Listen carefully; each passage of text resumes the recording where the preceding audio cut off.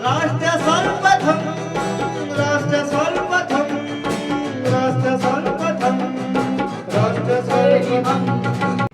राष्ट्र सर्वप्रथम की बात ललित सुमन के साथ कार्यक्रम नेशनल टीवी चैनल कात्यायनी पर आपका स्वागत है। लगातार कोरोना के घटते मामलों के बीच बिहार के मुख्यमंत्री नीतीश कुमार ने कोरोना संक्रमण की स्थिति की समीक्षा बैठक की। बैठक के बाद बिहार राज्य में अनलॉक संबंधी जानकारी देते हुए मुख्यमंत्री ने ट्वीट किया, जिसके मुताबिक कल यानी बुधवार से राज्य में अनलॉक 2 लागू किया जाएगा। नए दिशा निर्देशों के मुताबिक अगले एक हफ्ते तक यानी 16 जून से 22 जून तक प्रतिबंधों में ढील देते हुए प्रदेश के सभी सरकारी और गैर सरकारी कार्यालयों को 5 बजे शाम तक खोला जा सकेगा। इसके साथ ही दुकानें और प्रतिष्ठान शाम 6 बजे तक खोले जा सकेंगे। इसके अलावा रात के कर्फ्यू में भी 1 घंटे की ढील दी गई है। अब शाम 7 बजे की बजाय रात 8 बजे से सुबह 5 बजे तक कर्फ्यू लागू रहेगा। तो वहीं मुख्यमंत्री नीतीश कुमार ने वीडियो कॉन्फ्रेंसिंग के माध्यम से हर घर नल का जल योजना की भी समीक्षा की। समीक्षा के दौरान मुख्यमंत्री ने कहा कि पहले राज्य में 2% लोगों के घर तक ही नल के माध्यम से पेयजल उपलब्ध था। हम लोगों ने सभी को शुद्ध पेयजल उपलब्ध कराने के लिए हर घर नल का जल योजना की शुरुआत की। अब 95% से अधिक लोगों के घर तक हर घर नल का जल योजना के माध्यम से शुद्ध पेयजल उपलब्ध कराया जा चुका है। लोगों को स्वच्छ पेयजल हमेशा उपलब्ध रहे, इसके लिए उचित रखरखाव भी जरूरी है। उन्होंने निर्देश देते हुए कहा कि हर हाल में मेंटेनेंस की व्यवस्था बनाए रखें। मेंटेनेंस ठीक ढंग से होगा तो योजना का लाभ लोगों को हमेशा मिलता रहेगा और हमेशा उन्हें शुद्ध पेयजल उपलब्ध होगा।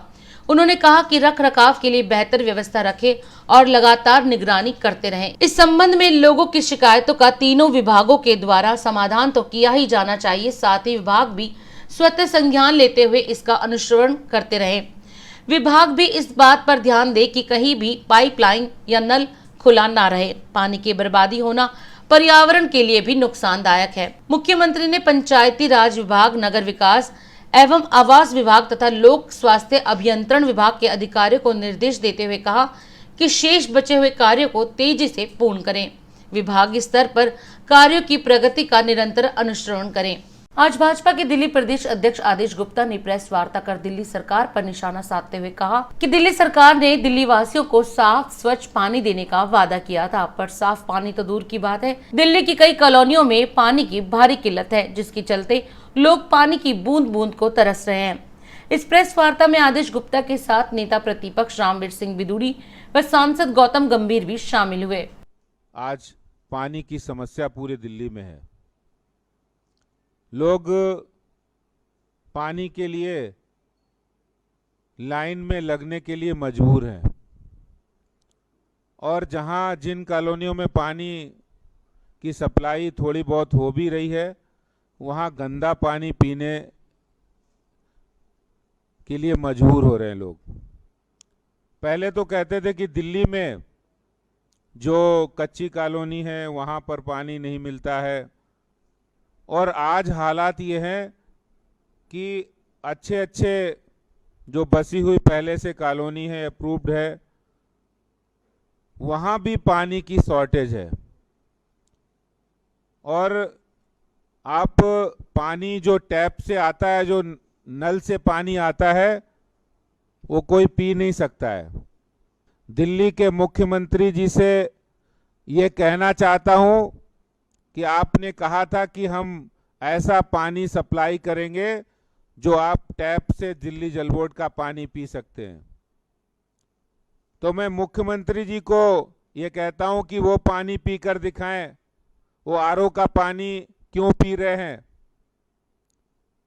क्यों वो आरओ मशीन लगाकर पानी की सप्लाई उनके ऑफिस में, उनके घर में हो रही है? अगर वो जल बोर्ड का पानी साफ और स्वच्छ और बिल्कुल पूरी तरह ट्रीट किया हुआ पानी आ रहा है, तो उनके घर के अंदर भी वही पानी वो पिए, ये मैं उनसे कहना चाहता हूं। 2014 में बोला कि 5 साल में हम पानी की सप्लाई अच्छी तरह से कर देंगे, फिर 2015 में बोला, और फिर 2016 में बोला 22 महीने के अंदर कर देंगे। बाकायदा दिसंबर 2017 तक कर देंगे पानी की सप्लाई, और उसके बाद 19 में बोल रहे कि 2024 में होगा। और ये भी कह रहे हैं 93% कॉलोनी के अंदर हमने पाइपलाइन बिछा दी है। तो मैं मुख्यमंत्री जी से पूछना चाहता हूं वो पाइपलाइन है कहां, और पाइपलाइन अगर बिछाई है तो पानी कहां है उसमें? फिर लोग पानी के लिए इधर उधर क्यों भटक रहे हैं? पानी के लिए लोग क्यों बूंद बूंद पानी के लिए तरस रहे हैं? पानी के लिए लोगों को लाइनों में लगना पड़ रहा है, मजबूरी में लोग टैंकरों से पानी भरते हैं। और आपने कहा था कि हर घर के अंदर हम नल से जल पहुंचाएंगे, और आज हालात हैं कि घर के अंदर नल से जल तो एक सपना हो गया दिल्ली के लिए। आप बताइए, दिल्ली के मुख्यमंत्री जो दिल्ली के मॉडल की बात पूरे देश में करते हैं, और दिल्ली के अंदर लोग गंदा पानी और पानी की समस्या से जूझ रहे हैं। 6 वर्षों के शासन में आपने बार बार वादे किए, फिर भी दिल्ली के लोग गंदा पानी पीने पर मजबूर किए हैं। इसका जवाब केजरीवाल जी देना पड़ेगा। अगर अरविंद केजरीवाल जी में थोड़ी सी भी इंसानियत है, थोड़ा सा भी दिल है दिल्ली के जनता के लिए, दिल्ली के बच्चों के लिए, इस कमरे में जितने भी लोग बैठे हैं हम सब अफोर्ड कर सकते हैं आरओ अपने घर पे लगाना। आप भी कर सकते होगे, मैं भी करता हूँ, मेरे भी 2 छोटे बच्ची हैं, मैं उनको आरओ का ही पानी पिलाता हूँ। लेकिन कई ऐसे भी, कई नहीं, बहुत लाखों ऐसे बच्चे हैं, लाखों ऐसे परिवार हैं जो अपने घर पे आरओ नहीं अफोर्ड कर सकते, बिस्लरी का पानी नहीं पिला सकते। उनकी जिम्मेदारी भी हमारी, आप सबकी है। और आप सवाल पूछेंगे या नहीं पूछेंगे, उसका जवाब मिलेगा नहीं मिलेगा वो मुझे नहीं पता, लेकिन उन छोटे बच्चों के बारे में सोचना, जब कभी हम वापस घर जाएं, कि वो किस तरीके का पानी पी रहे हैं दिल्ली में। देश में एक तरफ कोरोना के मामले घटते जा रहे हैं तो वहीं रिकवरी रेट में भी लगातार बढ़ोतरी हो रही है और कोरोना संक्रमण दर में भी तेजी से कमी आई है। इसी के चलते कई राज्यों में लॉकडाउन खत्म कर दिया गया है, तो वहीं कुछ राज्यों में पाबंदियां अभी भी जारी हैं। लेकिन इस अनलॉक में बाजारों में पहले जैसी हलचल नहीं देखने को मिली, क्योंकि कोरोना का खतरा अभी भी बना हुआ है और लॉकडाउन के दौरान लोगों को आर्थिक मार भी काफी झेलनी पड़ी। राज सर्वप्रथम की टीम ने अनलॉक के दौरान कमला मार्केट वेलफेयर एसोसिएशन के प्रधान प्रदीप भाटिया और अन्य लोगों से बात की। जैसा कि सबको मालूम ही है, लास्ट ईयर से कोरोना चल रहा है और कोरोना की वजह से जो हम व्यापारी लोग हैं, खासकर जो कूलर के व्यापारी हैं, वो बहुत बुरी तरह से प्रभावित हुए हैं। उसका कारण है कि बेसिकली जो हमारा काम होता है 2 या 3 महीने का काम होता है, और पिछले वर्ष भी आपको मालूम होगा कि 2 महीने के लिए लॉकडाउन लग गया था, जो हमारे मेन 2 महीने थे। सेम इस बार भी हम दुकानदारों के साथ वही प्रॉब्लम आई है कि जो हमारा काम का टाइम था लॉकडाउन लग गया, और लॉकडाउन जो लग गया उसके बाद अभी हमारे पास, हम लोग सेट ही नहीं हो पा रहे हैं, हमारे पास काम ही नहीं है आज की डेट में। और हम लोग इतने, हमारे कूलर के जो व्यापारी भाई हैं इतने परेशान हो चुके हैं कि हमारे 2 साल बिल्कुल बर्बाद हो चुके हैं हर तरीके से। और जो हमारा काम है, जो हमारी लाइन है, अभी लॉकडाउन खुलने के बाद भी उस काम के अंदर कुछ भी अभी तक प्रगति नहीं हुई है। सभी दुकानदार भाई इसलिए बहुत ज़्यादा परेशान हैं। और उसके अलावा जो सबसे बड़ी बात है कि जो हमारा माल बाहर जाता था, बाहर भी लॉकडाउन था तो हम लोगों का माल बाहर भी नहीं जा सका, तो व्यापार के अंदर तो बहुत सारी दिक्कत आई है हमारे को। तो ऐसा जी, कूलर का जो व्यापार है, कम से कम ये जो हमारी मार्केट है एक ऐतिहासिक मार्केट है, और कूलर का जो कूलर के व्यापार के हिसाब से सबसे पुरानी मार्केट है पूरे हिंदुस्तान में। तो इसके अंदर 150 व्यापारी हैं जो कूलर का काम करते हैं, और जो कूलर के काम के ऊपर ही जो लोग डिपेंड हैं, और उन 150 व्यापारियों के साथ हज़ारों यहाँ पे लेबर जुड़ी हुई है, हज़ारों और जो बाहर के व्यापारी हैं वो जुड़े हुए हैं, रोजी रोटी जुड़ी है, हज़ारों लाखों लोग मजदूर भी जुड़े हुए हैं। तो कूलर का जो व्यापार है, लेकिन इस बार जो है 2-3 साल से हम लोगों को समस्या आ रही है, क्योंकि आज से 4 साल पहले हमारी मार्केट में आग भी लग गई थी, और हमारी मार्केट जो कूलर के दुकानदार है पूरी तरह से बर्बाद हो गई उस आग में भी। तो अब हम तो ये चाहते हैं कि चाहे वो दिल्ली सरकार है, चाहे वो केंद्र सरकार है, चाहे वो दिल्ली नगर निगम है, हम व्यापारियों के लिए जो भी कर सकते हैं, मैं अपील करना चाहता हूं आपके माध्यम से कि हमारे लिए जो भी हम व्यापारियों के लिए कर सकते हैं करें, क्योंकि हम व्यापारी वो हैं जो हमेशा सरकार के साथ खड़े रहे हैं। किसी भी समय में, किसी भी मौके पे हमने सरकार का साथ दिया है, चाहे वो टैक्स का मुद्दा रहा, चाहे वो देश का मुद्दा रहा, हम व्यापारियों ने हमेशा सरकार का समर्थन किया, जो भी सरकार आई। तो अभी हमारे लिए तो सबसे बड़ी बात यह है कि जैसे भी बंद दुकानें हैं तो बिजली के बिल काफ़ी सारे आ रहे हैं। इसमें हम चाहते हैं हमारी दिल्ली सरकार कुछ मदद करे, क्योंकि बेसिकली हमारा व्यापार ही नहीं है तो हम लोग करें क्या। तो सरकार को, चाहे वो दिल्ली नगर निगम हो, चाहे वो केंद्र सरकार हो, चाहे वो राज्य सरकार हो, तो मैं तो तीनों से जो सिविक एजेंसी हैं इन सबसे भी अपील करता हूँ कि आप जो भी हमारे लिए कर सकते हैं करना चाहिए उन लोगों को। मेरा कहना यह है कि 15 दिन अगर और कंटिन्यू रहता तो शायद जो डेथ रेट अभी हो रही हैं और जो केसेस हैं उनमें और बेटरनेस आ जाती, क्योंकि अभी मार्केट में पीक नहीं है, काम नहीं है और गर्मी है वैसे ही। तो इसीलिए 15 दिन में अगर और इम्प्रूवमेंट होती तो वो हम लास्ट में ज़ीरो देखते हैं कि अब बिल्कुल केस जो है वो ख़त्म हो चुके, तो तब ज़्यादा बेटर रहता। 90% और संदेश यही है कि सब अपने घर में सेफ रहें और हर चीज़ को ध्यान में रखें, मास्क का ज़रूर इस्तेमाल करें, हैंड वॉश करें, सैनिटाइज़ करें। क्या कहना सही है, जो है सही, अच्छा कहना है, ठीक है, खुल के अच्छी बात है, लोग काम चलेगा, बढ़िया होगा। ग्राहक आ रहे हैं आपके पास? ग्राहक आप आ गए, ग्राहक तो आएगा, धीरे आएगा, ग्राहक पता लगे धीरे आएगा। तो जी अच्छा, सबको वर्क मिलेगा, काम धंधे जब चलेंगे तो तभी तो रोटी चलेगी। अब बीमारी जल्दी से जल्दी ख़त्म हो, यही चाहते हैं सारे, और क्या। बस जी सारे एकजुट होकर एक दूसरे की हेल्प करें, बस बढ़िया है। व्यापारी भाई अपने रूटीन से काम कर रहे हैं, कोई दिक्कत नहीं है। बाकी पहले ऑड इवन में थोड़ा फ़ायदा हो जाता था, सेल ज़्यादा हो रही थी, अब सारी दुकानें खुल गई हैं तो उसी साथ सेल बट गई है। सेल कब होंगे पहले से? सेल तो फिर गाहक की रिक्वायरमेंट पूरी हो गई ना। पहले 2-2.5 महीने रुके हुए थे गाहक, तो उनको जो जिसकी डिमांड थी वो एकदम झटके से पूरी हो गई। अब धीरे धीरे आ रहे हैं। अब वो रूटीन में आने में टाइम लगेगा, 2-2.5 महीने लग जाएंगे। सर मार्केट को अब देखिए, एक्चुअली ऐसा लॉकडाउन में पहले लॉकडाउन लगा, लॉकडाउन के बाद फिर नॉर्मली अपना ऑल्टरनेट डेज पे हुआ। तो देखिए सर, इस टाइम मार्केट की पोजीशन तो बहुत ज़्यादा डाउन है और नॉर्मल व्यापारी के लिए ये चीज़ बहुत ज़्यादा मुश्किल हो जाती है सर, कि उसको एक लाइन अपनी दोबारा से ट्रैक पे लाने के लिए। तो हम तो यही कहते हैं सर, ठीक है, बट थोड़ा सा टाइम लगेगा, सब ठीक हो जाएगा। और लॉकडाउन भी सरकार ने सिर्फ इसीलिए लगाया था ताकि हम लोगों की सेफ्टी के लिए ही हो, ठीक है ना। तो हम तो यही कहते हैं सर, ठीक है, टाइम के साथ साथ सेफ्टी भी ज़रूरी है, काम भी ज़रूरी है। जैसे व्यापारी होने के नाते लॉकडाउन जो है वो व्यवहारिक नहीं है। आप समझ रहे हैं मेरी बात? ऑड इवन जो है, आप एक दिन कोई चीज़ लेने आते हैं, दूसरे दिन वो आपको बंद मिलती है। तो आज मैं धन्यवाद करूँगा दिल्ली सरकार का, जो ऑड इवन उन्होंने ख़त्म कर दिया है। संदेश देना यही चाहेंगे कि कोरोना अभी ख़त्म नहीं हुआ है, अवेयरनेस हो, वही सामाजिक दूरी, हाथ धोते रहें। तो मैं यही आपसे माध्यम से यही कहना चाहूँगा कि कोरोना अभी ख़त्म नहीं हुआ है और जागरूकता जो है और सावधानी बनाए रखें। लॉकडाउन के अलावा रोजगार भी जरूरी है, दोनों काम ठीक है। लॉकडाउन भी ठीक चला है, लेकिन आगे रोजगार भी चाहिए। तो देश के अपने मुंह को जरा ढक के रखें, और यही कहना है अपने, और क्या है, अपने आप का ध्यान रखें, अपना बच्चों का भी ध्यान रखें। सर उस संदर्भ में ये है कि दुकानदारों को कुछ राहत मिली है।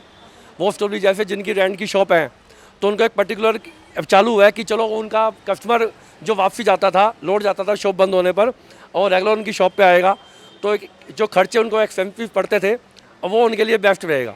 दिल्ली वालों को भी राहत है सर, बस कोरोना से राहत मिले, निजात मिले। सर प्रिकॉशंस रखें, अपना दूरी बनाए रखें, मास्क पहन के रहें, सैनिटाइजर का समय पे यूज़ करें, और मास्क के बिना एंट्री ना हो कस्टमर की। राष्ट्र सर्वप्रथम की बात ललित सुमन के साथ कार्यक्रम में। अभी समय है एक ब्रेक का, हम चलते हैं ब्रेक पर, कहीं जाए नहीं, छोटा सा ब्रेक। 22 वर्षों से प्रकाशित मदर इंडिया पत्रिका, पढ़ते रहे देश दुनिया की खबरों के लिए।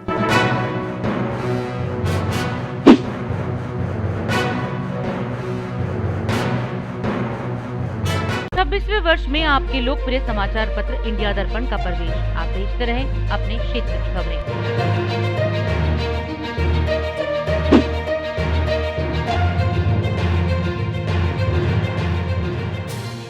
राष्ट्र सर्वप्रथम की बात ललित सुमन के साथ कार्यक्रम में ब्रेक के बाद आपका फिर से स्वागत है।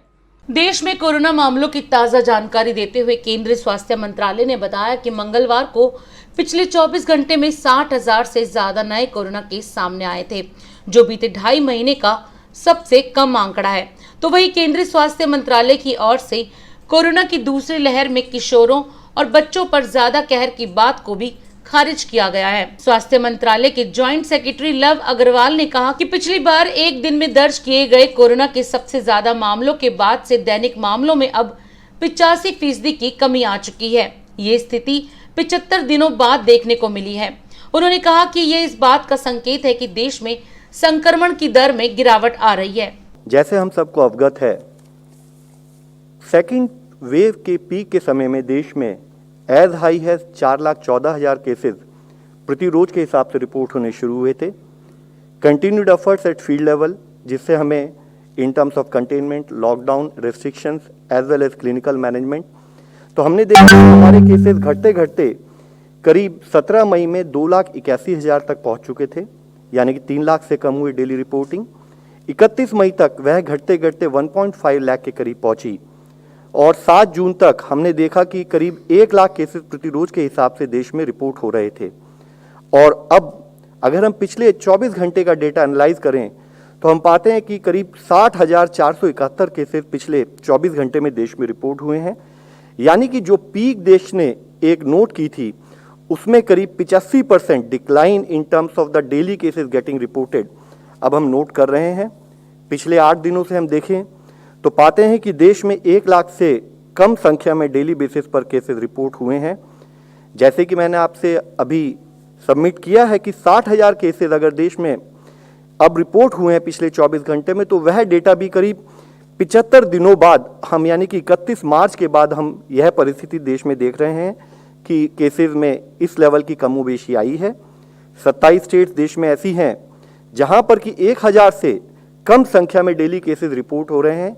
यह इसलिए समझना जरूरी है कि इससे इंडिकेट होता है कि ओवरऑल इन्फेक्शन का डिक्लाइन देश में हम लोग नोट कर रहे हैं। साथ ही मुख्यतः हम देख रहे हैं कि कई स्टेट्स ऐसी हैं जहां पर कि एक्टिव केसेस की संख्या में काफ़ी कमी आई है। देश में 20 स्टेट्स ऐसी हैं जहां आज एक्टिव केसेस 5,000 से भी कम हैं और ऑलमोस्ट सभी स्टेट्स में हम एक्टिव केसेस में एक ड्रास्टिक रिडक्शन भी नोट कर रहे हैं। इसी के साथ ही एक स्थाई पर वह केसेस जो कि देश में मॉनिटर किए जा रहे हैं, continued efforts at field level, हम उस स्थिति में भी पहुंचे हैं कि हमारे देश में ओवरऑल रिकवरी रेट में भी एक बहुत पॉजिटिव प्रोग्रेस नोट की जा रही है। मेडिकल फ्रेटर्निटी के साथ मिलकर सरकार, स्टेट एंड यूनियन गवर्नमेंट इस पर फोकस रखेगी कि क्लिनिकल मैनेजमेंट प्रोटोकॉल का प्रॉपर फॉलोअप हो, ताकि हमारे ना कि अर्बन एरिया बल्कि रूरल और ट्राइबल एरियाज में भी वह पर्टिकुलर टेक्नोलॉजी, वह पर्टिकुलर अप्रोच हम डिटेल में हाईलाइट करके सबको ट्रीटमेंट प्रोवाइड कर सकें। वैक्सीनेशन एक बहुत बड़ा एडिशनल टूल हम लोग के साथ है, उसका इस्तेमाल करें। कक्षा 12वीं की परीक्षा रद्द होने के बाद इसका असर छात्रों के भविष्य पर कितना पड़ेगा, इसी बात को लेकर राष्ट्र सर्वप्रथम की टीम ने नरेला डीएवी स्कूल के प्रिंसिपल विमलेश झा से बात की। तो उन्होंने बताया कि केंद्रीय सरकार और शिक्षा मंत्रालय के द्वारा गाइडलाइन आने के बाद ही 12वीं के परीक्षार्थियों को अंक दिए जाएंगे। छात्रों का मनोबल बढ़ाते हुए उन्होंने कहा कि 12वीं पास करने के बाद छात्रों का भविष्य काफी उज्जवल है। हमारे छात्र छात्राएं वैज्ञानिक, इंजीनियर, डॉक्टर से लेकर बड़े बड़े पदों पर आसीन हैं और आने वाले दिनों में और भी होंगे। हमारे साथ नरेला डीएवी के प्रिंसिपल विमलेश झा जी हैं और 12वीं की परीक्षा रद्द होने के बाद इस कोरोना महामारी के कारण स्कूलों की क्या स्थिति है, छात्रों के भविष्य का क्या होगा, इस विषय पर मैं इनसे वार्तालाप करता हूँ। तो विमलेश बाबू, आपका कात्यायनी नेशनल टीवी पर हार्दिक हार्दिक स्वागत है। 12वीं की परीक्षा रद्द होने के बाद छात्रों के सामने क्या क्या संभावनाएं बच रही है, क्या गाइडलाइन है, थोड़ा विस्तार से बताइए।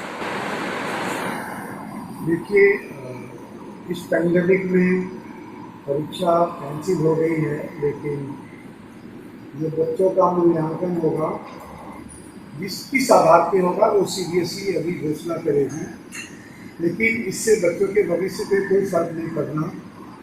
वो यदि कॉलेज में एडमिशन लेते हैं या विदेश जाना चाहते हैं या और किसी प्रोफेशनल कॉलेज में एडमिशन लेना चाहते हैं, उससे कोई फर्क नहीं पड़ना।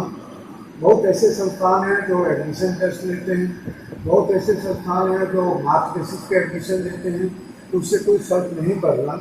और कई लोग जैसे ये बात बताते हैं कि नहीं इससे बच्चों का नुकसान होगा, ऐसा नहीं है।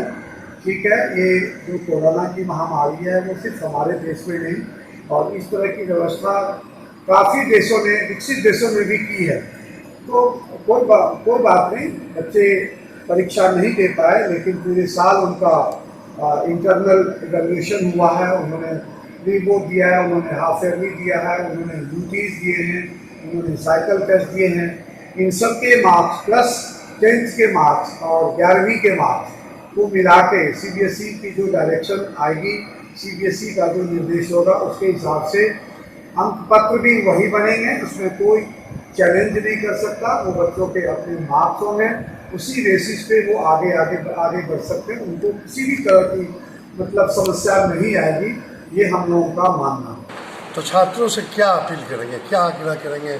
आप शिक्षाविद हैं, DAV एक नामी गिरामी स्कूल के आप प्राचार्य हैं और काफ़ी उच्च स्तरीय आपका स्कूल भी है और एक से एक प्रतिभावान छात्र छात्रा आपके स्कूल में पढ़ते हैं। 12वीं कक्षा उत्तीर्ण कर रहे हैं, उनके भविष्य के लिए भी अपार संभावना है। कुछ भी बन सकते हैं, उसमें कोई अंतर नहीं है। 20-21 और 21-22 कुछ भी अंतर नहीं है।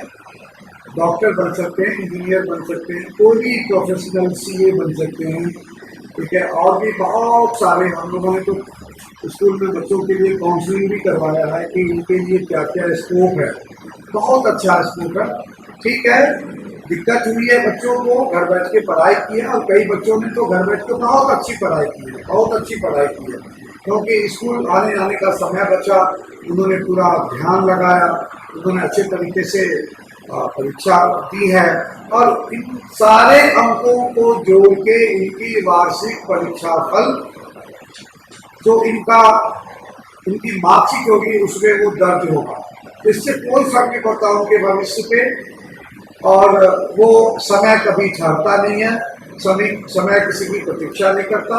वो निरंतर मेहनत करते रहें, अपने पथ पर आगे बढ़ते रहें। तो बहुत बहुत धन्यवाद माननीय प्रिंसिपल महोदय जी।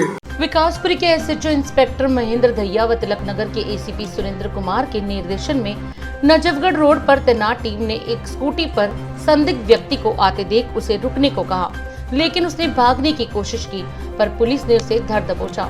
जांच करने पर पता लगा कि वह स्कूटी ख्याला क्षेत्र से चोरी की गई थी। उसके पास से सरसरी तलाशी लेने पर एक बटन वाला चाकू भी मिला। पुलिस ने आरोपी को गिरफ्तार कर लिया है और आगे की जांच जारी है। तो वहीं विकासपुरी थाना पुलिस टीम ने विकासपुरी से चोरी की गई एक कार के आरोपी को भी पकड़ लिया है। पुलिस ने तकनीकी मदद से कार चोरी करने के आरोपी योगेश को उत्तर प्रदेश के मैनपुरी से पकड़ा। गिरफ्तारी के समय वह चोरी की कार में घूम रहा था। गिरफ्तार किए गए योगेश के कहने पर एक अन्य सह आरोपी महेश को भी पुलिस ने धर दबोचा। पुलिस ने 2 मोटरसाइकिल, ATM कार्ड और अन्य लूटे गए दस्तावेज भी बरामद किए हैं। आरोपी के पास से बरामद दोनों बाइक जनकपुरी और तिलक नगर पुलिस थाना क्षेत्र से चोरी की पाई गई। तो वहीं ख्याला पुलिस थाना को शराब आपूर्तिकर्ताओं के बारे में एक गुप्त सूचना मिली थी, जिसके बाद तिलक नगर के ACP सुरेंद्र कुमार व ख्याला पुलिस थाना के SHO गुरुसेवक की देखरेख में शराब आपूर्तिकर्ताओं को पकड़ने के लिए एक टीम का गठन किया गया था। गठित टीम ने बहुत तेजी से परिश्रम करते हुए दिल्ली के एक बस स्टैंड के पास से 2 अंतर्राज्यीय शराब आपूर्तिकर्ताओं को एक सेंट्रो कार के साथ गिरफ्तार कर लिया। इस कार में अवैध शराब के 22 कार्टन थे, जिसमें से प्रत्येक में 50 कार्टन अवैध शराब के थे। पुलिस ने आबकारी अधिनियम तहत मामला दर्ज कर लिया है और दोनों आरोपियों को गिरफ्तार कर जब्त की गई अवैध शराब के स्रोत और डिलीवरी पॉइंट के संबंध के बारे में जानकारी कर रही है। तो वहीं पश्चिमी जिला पंजाबी बाग पुलिस थाना में एक गुप्त सूचना मिली थी कि एक लुप्त हो रही प्रजाति को एक व्यक्ति ने अवैध रूप से रखा है। तदनुसार पंजाबी बाग ACP विजय सिंह की देखरेख में ACP अर्शदीप की टीम का गठन किया गया। सूचना के अनुसार टीम ने मादीपुर कॉलोनी के एक घर में छापा मारा और लुप्त प्राय प्रजातियों के एक कछुए को उस व्यक्ति के कब्जे से सुरक्षित रूप से वन्य जीव कर्मचारियों को सौंप दिया। वन्य जीव संरक्षण अधिनियम के तहत पुलिस ने मामला दर्ज कर लिया है और आरोपी को गिरफ्तार कर लिया है। ख्याला पुलिस थाना की टीम ने भी थाने से लौटते वक्त 2 व्यक्तियों को संदिग्ध हालत में इलाके में घूमते देखा। पुलिस ने उनको रुकने का इशारा किया, लेकिन रुकने की बजाय वह भागने लगे। पुलिस ने मुस्तैदी दिखाते हुए संदिग्धों पर काबू पा लिया। पूछताछ के बाद पता चला कि स्कूटी ख्याला पुलिस थाना क्षेत्र से चोरी की गई थी। उनकी सरसरी तलाशी लेने पर उनके पास से एक मोबाइल फोन और एक जोड़ी गोल्ड के इयररिंग्स भी बरामद किए हैं। पुलिस ने आरोपियों को गिरफ्तार कर लिया है और आगे की जांच जारी है। राजौरी गार्डन के एसीपी संजय शर्मा और एसएचओ अनिल कुमार शर्मा के निर्देशन में पुलिस थाना टीम पेट्रोलिंग पर थी। पेट्रोलिंग के दौरान राजौरी गार्डन में वाहनों की चेकिंग करते वक्त पुलिस ने सफेद रंग की स्कूटी पर एक अफ्रीकी नागरिक को आते देख उसे रुकने का इशारा किया, लेकिन उसने भागने की कोशिश की। हालांकि पुलिस ने उसे धर दबोचा। पुलिस ने उसके पास से स्कूटी और एक काले रंग का पॉलीबैग सहित 7 लाख रुपए नकद बरामद किए।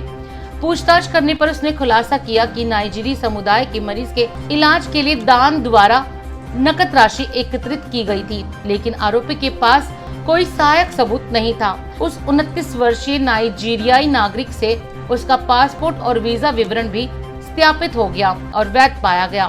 पुलिस ने आयकर विभाग को इसकी सूचना दे दी है और आगे की जांच जारी है।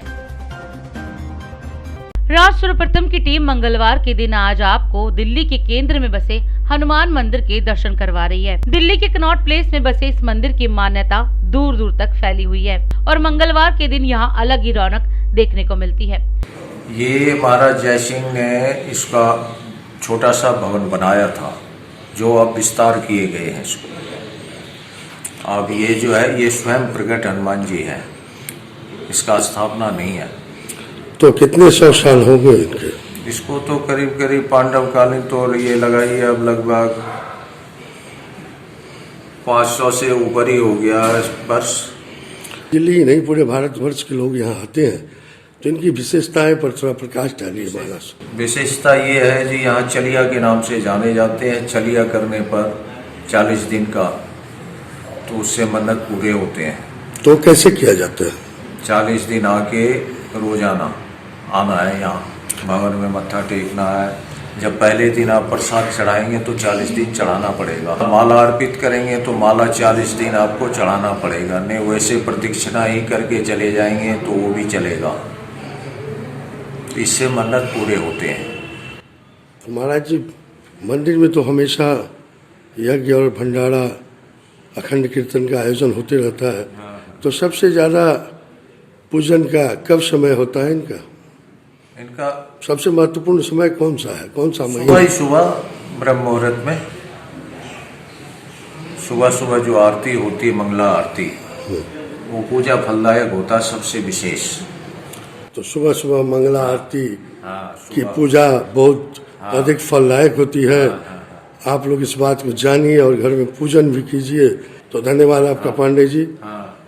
प्राचीन हनुमान मंदिर कनॉट प्लेस पहुंचिए, मंगलवार, शनिवार या किसी भी दिन आप बालाजी सरकार का दर्शन कीजिए। प्रधानमंत्री नरेंद्र मोदी की स्टार्टअप इंडिया पहल के 5 साल हुए पूरे। 50,000 स्टार्टअप को मिली मान्यता। इस पहल को अब तक 30 राज्यों से लेकर केंद्र शासित प्रदेशों से भी मिली सहमति। पिछले 24 घंटे में 60,471 कोरोना के नए मामले, संक्रमण की दर घटकर 3.45% हुई, तो वहीं रिकवरी रेट 95.63% तक पहुंचा। लोक जनशक्ति पार्टी में मचे घमासान के बाद राष्ट्रीय अध्यक्ष पद से हटाए गए चिराग पासवान, चाचा पशुपति और पार्टी के नेताओं ने लोक जनशक्ति पार्टी संविधान का दिया हवाला। उत्तर प्रदेश में 21 जून से कोरोना कर्फ्यू में ढील, समीक्षा बैठक के बाद लिया गया फैसला। वैक्सीन न लगवाने पर भोपाल के 13 गांवों में पंचायत ने किया लोगों का हुक्का पानी बंद, तो वहीं 10 गांवों में टीका लगवाने पर 199 रुपए का मोबाइल रिचार्ज फ्री दे रही है पंचायत। दिल्ली में मॉनसून से पहले गृह मंत्री अमित शाह ने विभिन्न विभागों के शीर्ष अफसरों के साथ की बैठक में गृह मंत्री शाह ने मॉनसून की तैयारियों के लिए दिए दिशा निर्देश। गलवान में भारत और चीन की झड़प को 1 साल हुआ पूरा। इस बीच भारत ने बढ़ाई सैन्य तैनाती, अब 2 डिवीजन करेगी LAC की सुरक्षा। घरेलू शेयर बाजारों ने नई ऊंचाइयों को छुआ। सेंसेक्स 221 पॉइंट उछलकर 52,773 पर बंद, तो वहीं निफ्टी 57 पॉइंट बढ़कर 15,869 पर पहुंचा। वर्ल्ड टेस्ट चैंपियनशिप के फाइनल के लिए भारतीय क्रिकेट टीम के पूर्व बल्लेबाज संजय मांजरेकर ने टीम इंडिया की प्लेइंग 11 का किया चुनाव। मांजरेकर ने अपनी टीम में 3 तेज गेंदबाजों और 1 स्पिनर को किया शामिल। बॉलीवुड अभिनेता अक्षय कुमार की फिल्म बेल बॉटम जुलाई में होगी रिलीज। अक्षय कुमार ने सोशल मीडिया पर पोस्ट कर खुद दी जानकारी। राष्ट्र सर्वप्रथम की बात ललित सुमन के साथ कार्यक्रम में हम आज आपसे विदा लेते हैं। राष्ट्र सर्वप्रथम, वंदे मातरम, जाग उठा है भारत। राष्ट्र सर्वप्रथम, राष्ट्र सर्वप्रथम, राष्ट्र सर्वप्रथम, राष्ट्र सर्वप्रथम।